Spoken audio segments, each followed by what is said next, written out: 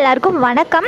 இன்றைக்கி நம்ம பார்க்க போகிற வீடியோ ரொம்ப ஈஸியாக மட்டன் குழம்பு வந்து நல்லா கிராமத்து சுவையில் வந்து ரொம்ப டேஸ்ட்டாக எப்படி செய்கிறது அப்படிங்கிற வீடியோ தான் நம்ம சேனலில் வந்து இன்றைக்கி பார்க்க போகிறோம்.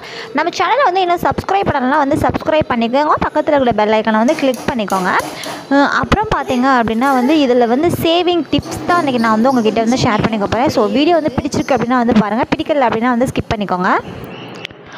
குக்கரில் பார்த்தீங்க அப்படின்னா வந்து 1/2 கிலோ மட்டன் வந்து நான் எடுத்திருக்கேன். இதிலே வந்து உப்பு, மஞ்சத்தூள், மிளகாய்த்தூள், மல்லித்தூள் எல்லாமே லைட்டாக வந்து கொஞ்சமாக தண்ணி விட்டு இதில் இருக்கக்கூடிய தண்ணியெல்லாம் வந்து வேஸ்ட் ஆகாமல் அப்படியே தான் நம்ம வந்து தாளித்து ஊற்ற போகிறோம்.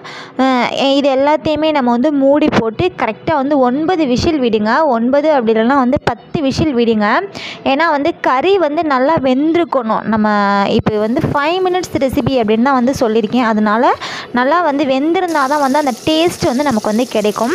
இப்போ சாதாரணமாக ஒரு பேனில் எண்ணெய் விட்டுட்டு அதுக்கப்புறம் ஸ்பைசஸ் எல்லாம் வந்து சேர்த்துக்கலாம்.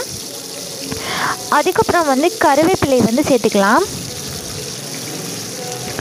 கருவேப்பிலைக்கு அப்புறம் இஞ்சி பூண்டு பேஸ்ட்டாக போடுங்க. அப்படி இல்லைன்னா வந்து ஃப்ரெஷ்ஷாக கூட நீங்கள் இடித்து வந்து தட்டி கூட போட்டுக்கலாம்.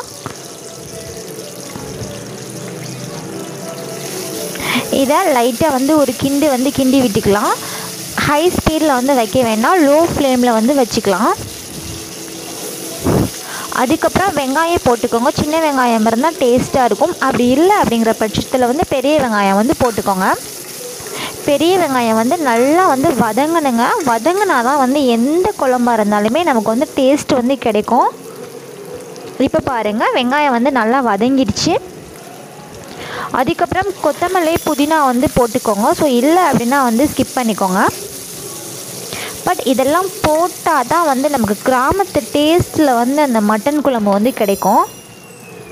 இப்போ எல்லாமே பார்த்திங்க அப்படின்னா வந்து லைட்டாக வந்து வதங்கிடுச்சு. அதுக்கப்புறம் நல்லா ஒரு பழுத்த தக்காளி வந்து எடுத்துக்கோங்க.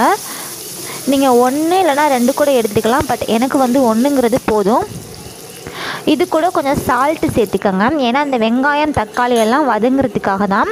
இப்போ குக்கர் வந்து 9 விசில் நான் வந்து விட்டதுக்கப்புறம் திறந்துட்டு நல்லா ஆறுனதுக்கப்புறம் திறந்துட்டு அப்படியே வந்து எல்லாத்தையுமே கலக்கி ஊற்றிக்கிறது தாங்க. ஸோ தேவையான அளவு கூட நம்ம இதில் தண்ணி விட்டுக்கலாம். அதுக்கப்புறம் உப்பு, காரம் எல்லாத்தையுமே சேர்த்துக்கோங்க. அதாவது நம்ம ஃபர்ஸ்ட்டே நம்ம குக்கரில் போடும்போது சேர்த்துருக்கோம். பட் இதில் வந்து எல்லா டேஸ்ட் வரணும் அப்படிங்கிறதுனால கரெக்டாக இருக்கான்னு நீங்கள் வந்து செக் பண்ணி பார்த்துக்கோங்க. ஆனால் நான் கொஞ்சம் மல்லித்தூள் கொஞ்சம் போட்டிருக்கேன். ஏன்னா அந்த மல்லித்தூள் போட்டால் தான் நமக்கு நிறையா சேர்த்துக்கிட்டா தான் நல்லா டேஸ்ட்டாக இருக்கும். நீங்கள் மட்டன் மசாலா இருந்தால் சேர்த்துக்கோங்க. நான் கிராமத்து சுவை அப்படிங்கிறதுனால இந்த மட்டன் மசாலா வந்து ஸ்கிப் பண்ணிட்டேன். இது போதுங்க. கொஞ்சம் மிளகாயும் கொஞ்சம் காரம் இல்லை அப்படிங்கிறதுனால வந்து மிளகாய்த்தூள் வந்து சேர்த்துருக்கேன். இது ஃபுல்லாக வந்து கிண்டிட்டு கொதிக்க விடுறது மட்டும்தான். ஜஸ்ட் ஒரு 5 மினிட்ஸ் தாங்க.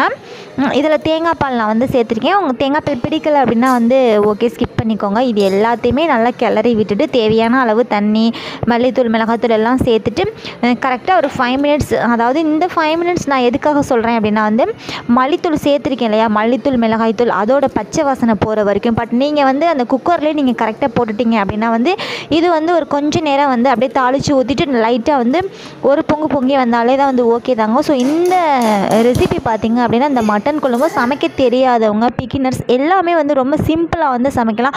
அதுக்கப்புறம் பார்த்திங்கன்னா நம்ம சிலிண்டர் வந்து சேவ் பண்ணிக்கலாம். சூப்பரான ஒரு அருமையான டிப்ஸுங்க. ஸோ ட்ரை பண்ணி பாருங்கள்.